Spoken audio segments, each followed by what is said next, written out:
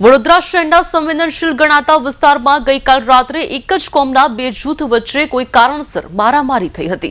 આ યુવકો મારામારી કરતા રેસ્ટોરન્ટમાં ઘૂસી ગયા હતા, જેથી રેસ્ટોરન્ટના સંચાલકે છોડાવવાનો પ્રયત્ન કરતા તેને પણ ઈજાઓ થઈ હોવાનું જાણવા મળ્યું છે।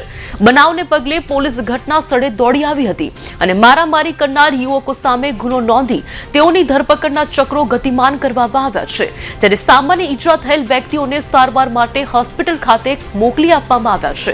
જો કે આ વિસ્તારમાં કોઈ અનિચ્છનીય બનાવ ન બને તે માટે પોલીસે તકેદારીના ભાગરૂપે પોલીસ ગોઠવી દેવામાં આવી છે।